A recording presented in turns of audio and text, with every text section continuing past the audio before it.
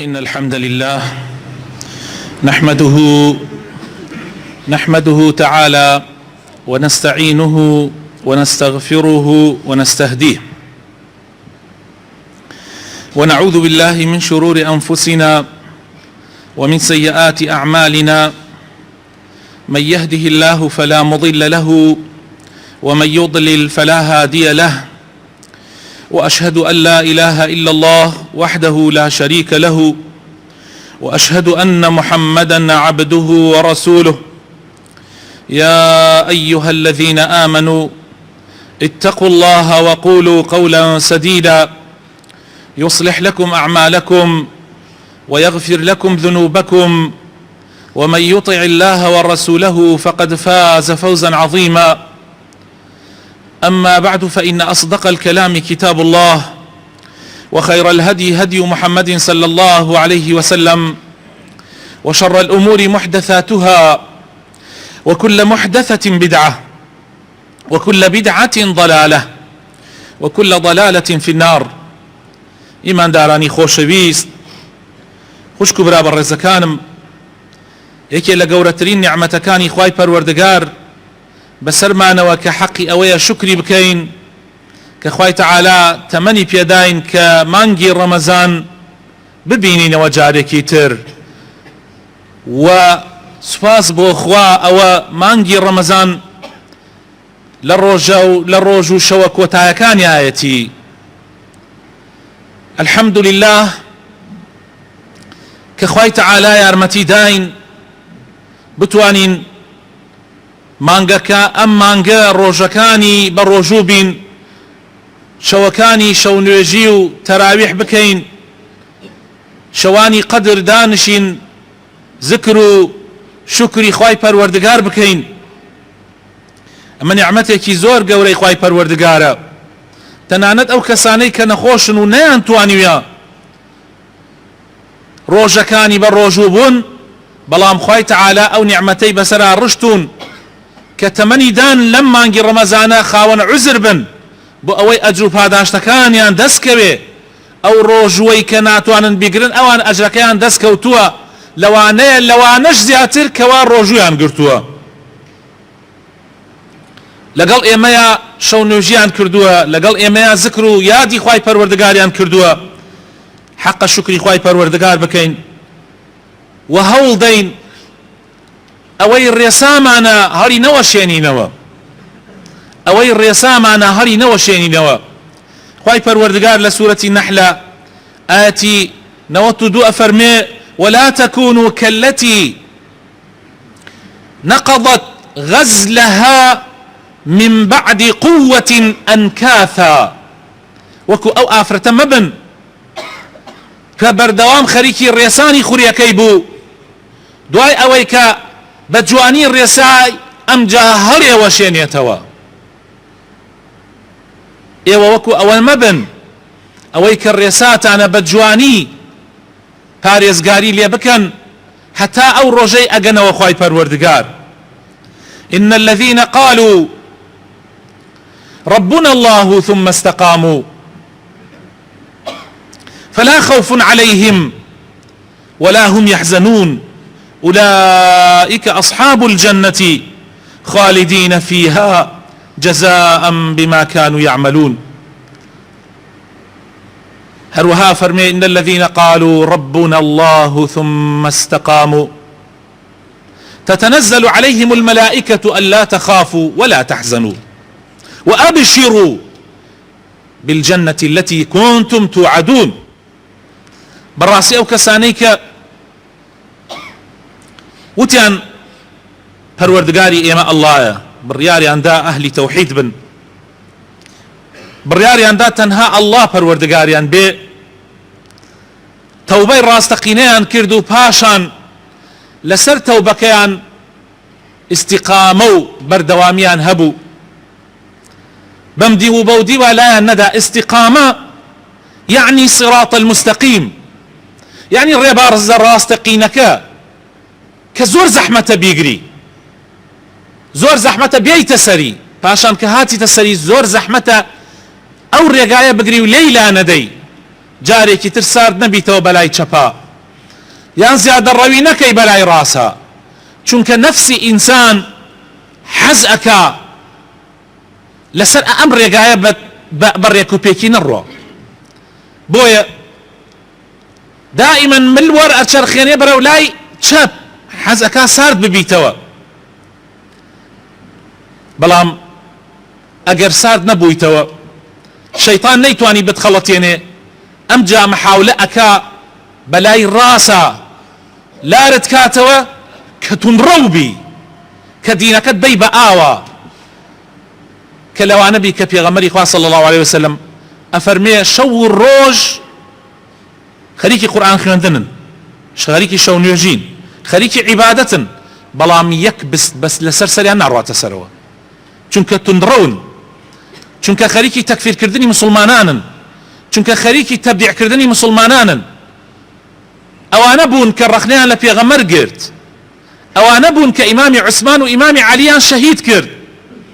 ئەوانە بوون کە لە سەردەمی پێغەمبەرەوە تا ئەمڕۆ خەریکی فیتنەن و مسلمانان ئازار ئەدەن بە دڵ و بە گیان و بەجەستە.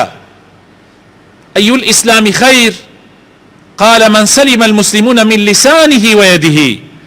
ئەوان کەس لە زمانیان و لە دەستیان پارێزراو نییە، ئەگەر دەسڵاتیان نەبێ بەس وە زمان ئازاری مسلمانان ئەدەن، ئەو کافرە، ئەو مبتەدیعە، ئەو منافقە، ئەو وایە ئەو وایە، ئەگەر بیشتوانن بەدەستیش ئەیان کوژن، ئەیان بڕن، عەزیەتیان ئەدەن. ئەوانن کە پێغەمبەر ئەفەرمێ صلی الله عليه وسلم ئەوانە سەگی ئاگری جەهەنمن. سبحان الله. خو ئەبێ ئەوانە لە هەمووی لە بەرزتر بن، پلەی ئەنبیا و پێغەمبەرانیان هەبێ، بەڵام خوای تەعالا چۆن پێی ناخۆشە لادان بەلای چەپە، چۆن پێی ناخۆشە ئینسان بەلای چەپە زیادە ڕەوی بکە، یعنی لار بێتەوە، یعنی مەبەست ئەوەیە کە سارد بێتەوە، ئیهمالی لە نوێژا بکە، لە عیبادەتەکانە، لە تاعەتەکانە، هەر وایش پێی ناخۆشە زیادە ڕەوی. الزیادەة كالنقصان. زیادە ڕەوی وەکو نقصان وایە، وەکو نقصانێکە وایە، بەڵکو زیادە ڕەویەکە زۆر خراپترە لە نقصانێکە. کابرایەک کە ئەگەر سست بێ لە نوێژەکانیا،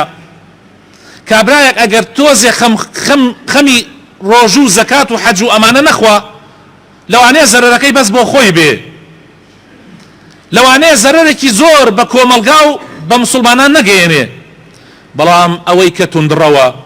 خوا پەنامان بدا تەڕ ڕۆژ بەیەکەوە ئەسووتێنێ، ئەوەی توندڕەوە ماڵ و بناڵەکەی خۆی یەکەم کەس ئازاری دەستی ئەچێژێ، نەفسی خۆی دائیم کبر و تەکەبر و فیزلی وای پێ کردووە تاقەتی نییە لە پشت هیچ کەسێک نوێژ بکە، هەر خۆی، هەر خۆم. جا چەند زەحمەتە ئینسان هەر خۆم، هەر من، کە ئەوە مەذمومترین وشەیە، ناشرینترین وشەیە لە قورئان و سنەتە هاتووە. من شەیطان وتی من تا سەری لە ئاگری جەهەنمەوە دەرچوو. خوا بۆ لە ئادەم خۆش بوو، بۆ لە شەیطان خۆش نەبوو. ئادەم ئەمەی تریان بوو، کەم تەرخەمی کرد. ئینسان کە کەم تەرخەمی بکە دائیمەن هەستەکە بەرامبەر خوا مقصرە، فیزی زل نییە، دێتە خۆیە ئەڵێ ربنا ظلمنا أنفسنا وإن لم تغفر لنا أو ترحمنا لنكونن من الخاسرين. بۆیە خوای تەعالا لی خۆشە بێ.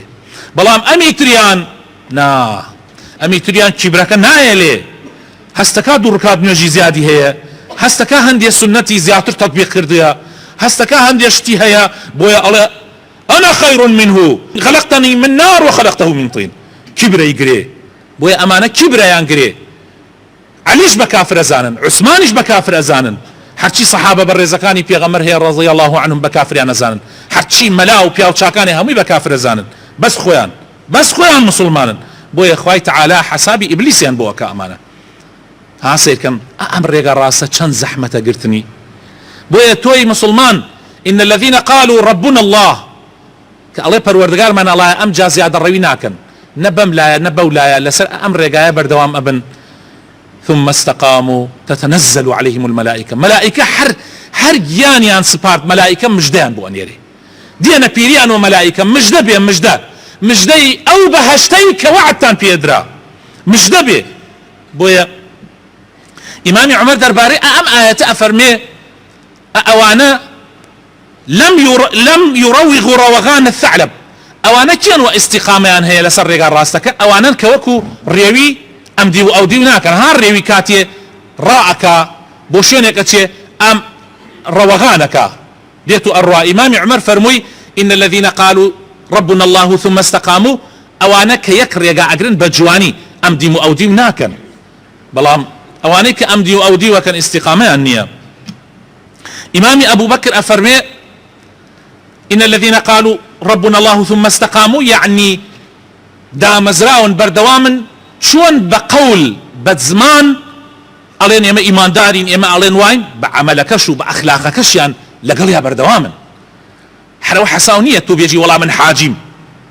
شي الرجل للرجان رويت تمالي خوا طوافق تكردوها يا نا حاجي كبرت في نادا حابجي خاكيبون وسادايت في ادا تو مالي من ملام اترهام لسروي هموانو نو والله لو انا لو كسانبي كوال لبان جهنم واتخنا ناو اقري جهنمو فردد انا خواروا ام جا زقت اتقي ريخولا كان در يعني اكلت در بدوري ريخولا خوتها سورة خويتوا اگر ملايك بي بس زمان بي وعملي لقلانا بي لو انا ابي حاجي ملا شيخ امان الله اخوان اخواتوا كي زياتر ساده كي زياتر ايمانكي واي بي اكاد فيزي زلنية تكبرنا كاتصر مسلمانانا خوي لخلق بقورة نازاني ابراهيم عليه السلام خريكي مالي خواي دروسكت خوي كركي بأمري خوا مالي خوا دروسكن كعبي بيروز دروسكن اترسن خوالي ان قبول لك دعواك ان ربنا تقبل منا انك انت السميع العليم وتوب علينا انك انت التواب الرحيم خويا اليمن قبولك كي الله خوا قبول يكالتو بويا دعوابك خواليتي قبولك كي الله جناح كانت او نزورني همي هلا وشينتو مكاني تر بويا وتوب علينا لما نشخوش بخوايا جناح كان ما نداب وش اخوايا حسني بصري كاتم آياتي بخوين داياتو الشيخ حسني بصري تلبي صحابة كاني في غمر صلى الله عليه وسلم تابعي كاتم آياتي بخوين داياتو دعايا كذا اللهم ربنا ارزقنا الاستقامة يا ربي خوايا پروردگار استقامة من بيب بخش چونك تو اي بخشي من روجي هفده جار لفرزكانا دعوات لي كما الله اهدنا الصراط المستقيم صراط الذين انعمت عليهم رجاي اوانيك اخوايا نعمتي خوت درشت السريانه كين اوانك اخوايا نعمتي خوي رشت السريانه كين هر القران اخوا باسيكا من الذين انعم الله عليهم من النبيين والصديقين والشهداء والصالحين امانا كاخوا نعمتي خوي رشت السريانه بيغمران رازغويان شهيدان بياو تشاكان داواك اخوايا بخسر امر رجاي لام ندي يا ربي بمدي وبوديوا يا ربي لام ندي من زور ضعيفم من اجرتو فريام نكوي ابن بتون دروترين كاس خوم اخم سر همو مسلمانان هميان بكافر زانم هميان بمبتدع زانم هميان اللهم هرمن خويا اگر فريام نكوي لواني لادم واز لنيوج بينم واز ل روجو بينم بس توي فريام كوي كمن ام دين بقرم او دين بقرم ريغاكا بقرم كتو اتوي خويا سفياني كري عبد الله ثقفي صحابي في غمره صلى الله عليه وسلم خويا اللي رازي به افرموتم اي في غمري خوا شتيكم في بلا الاسلام يتدا او برسياره لكس يترنكم لا توزياتر شتي امانه قوربه يعني الريقان في بشاندا فرموي بلي آمنت بالله ثم استقم بلي اخوايا او من ايمان بتو هنا وتوبعك الراستقين بكو بردوان به ام بردوان بنح مهمترين عبادته بردوان بون مهمترين عبادته تو دست كل بنيوش بفرزكان لمزقوتكي لسري بردوان بعد وقت بهشتو تو بس لسر نيوجا فرزكان بردوان بلمزقوت انجامي بدا والله براينا لمن وري بقرا ريك ادباتا ناي بهشتو بس بجواني وبريكو بيكي زور سيرة مسلمانانيك للرمزانة زور بقرمي دين بو مزقوت قرآن خوينن نيوشي جماعتكن بلام دواي رمضان يتر توا وخوا حافظ مالك اخوا حتى رمضانك يتر من ناد بين موا اخر ناكلت يعني نابيت اخر روجي كان في غمر صلى الله عليه وسلم صحابيك بيني ناي عبد الله كري عمري كري عاص فرمي عبد الله توكو فلانة كسموا ها شو نيجي اكرت بمزبوطي دعاء وتركي كرت نكي توابي او هالواشانا ويخوريكيه نكي توابي هروها في غمري خاص صلى الله عليه وسلم حديثي كتير امانه هم حديثي صحيحا مجالي اونيه رقم مشتكان كان في ابن بلام حموي لبخاري مسلمه هي في غمري خاص صلى الله عليه وسلم فرمي ان احب الاعمال الى الله ادومها وان قل خوشويسترين كردوا للا اخوا كام كردويه او كردوانا تانا كبردوان بي اگر كميج بي من بويه وتم فرزكان بك لە مزگەوتا بە جوانی ئیتر ترست نەبێ لەبەر چی لەبەر ئەوەی ئەوە ڕاستە ئەو کردەوە گت شتێک نییە بەڵام خۆشەویستترین کردەوە لە لای خوای پەروەردگار ئەوەیە بەردەوام بی لەسەری ئەگەر چی کەمیش بێ ئەگەر خوا یەک کردەوەت لێ وەربگرێ بە جوانی لەوە چی بچتە بەهەشتۆ چونکە خوا لە متەقین کردەوە وەرەگرێ هەندێک لە پیاوچاکان ئەیانوت ئەگەر بزانم خوا دوو ڕکات نوێژی و مەزبوطی لێ وەرگرتووە ئیتر من دڵم زۆر خۆشە چونکە ئینەما یەتەقەبەل الله من المتقین خوا لە یەکێک کردەوە وەرەگرێ کە متەقی بێ مادام دوو ڕکاتی لێم وەرگرت معنای وایە بە ئیزنی خوا منەکەوم لەگەڵ متەقینە چ دوعا بکە خوا ئەم ڕەمەزانەی لێمان قبول کردبێ ئەم زوان بە ڕۆژووە ئەم لێ وشکبوونە ئەم خۆگرتنەوە لە خواردن و خواردنەوە لە سەرجێیکردن لەگەڵ خێزانە لە غەیبەتکردن لە گوناحکردن شەوان هەتا بەیانی چاوەڕێ ئەەکەی لە مزگەوتا خوا لێت خۆش بێ ئەمە زۆرە ئەگەر دوعا بکەی خوا لێت قبول کە زۆرە پێغەمبەری خوا صلی الله علیه وسلم لە دوعایەکە لە دوعاکانی ئەی فەرموو خوایە پەنات پێ ئەگرم لە حەور بعد الكور حور بعد الكور اللهم إني أعوذ بك من الحور بعد الكور يعني چی حور لدواي كور يعني قرانوا جاري كتير بوسر بيباوري بوسر جناح لا إيمانه بقريته بو أمديم يعني عكسه خوي أوجوانا كخوا هداية بدا لم لا بيبو أملا يعني للرجاي خرابو بيبو الرجاي باش بس زور خطرة أجر عكسه بيتو خوا بنامان بدا بويا بيغمر صلى الله عليه وسلم فنايا قد أخوان لوا لما خوش يسكان بردوان بين حتى أو رجاء جينو لا يخواي پروردگار واعبد ربك حتى يأتيك اليقين خوا بپرسن خوش يسكانم تا جن بيقين يقين يعني مردن حتى مردن برسيانا لإمام أحمد كرت وتيان چی کاتی إنساني إيمان دار إسراحتك چی کاتی إنساني إيمان دار إسراحتك أي أحمد فرموي أو كاتي يكم هنگاو يكم بي أخات ناو بهش أو كاتي إسراحتك بو يخوش يسكانم خواهي تعالى يحيى كري زكريا بي أفرمي چی وأوصاني بالصلاة والزكاة ما دمت حيا حتى زندوم خواهي قورا وسيتي بي كردم واز لنيوجو زكاة عبادتي خواهي پروردگار نهينم لبر او خوش يسكانم آمان شوني نفسو آرزو نكون لدواي رمضان وجاري كتر بقرينو بسر او تايمي لسربون هاوري خراب آقاتا لهاوري خراب بي هاوري باش زور چاکە دەستی پێوە بگری پێغەمبەری خوا صلی الله علیه وسلم فەرمێ المرء على دين خليله هەموو کەسێ لەسەر ڕێباز و ڕێڕەوی هاوڕێکەیەتی هەها کورد فەرمویانە دوو گا لە دۆڵێکا بن ناچنە پێستیەک ئەچنە خوی یەک وەرەگرن هاوڕێتی کەسێ مەکە خراپ بێ هاوڕێتی کەسێ مەکە نوێژنەکەر بێ لەبەرەوەی ئەدوا بەرەو ئەولا خەوەرت لە خۆت نییە خەوەرت لە خۆت نییە کاتێکە زانی برتێتی جعفەری کوڕی محەممەد پیاوچاکێکە ئەڵێ من هەر کاتێک حەستم بکردای ئیمانم زەعیفە ئەڕۆیشتمە خزمەتی یەکێ لە پیاوچاکان کە محەممەدی کوڕی واسع بووە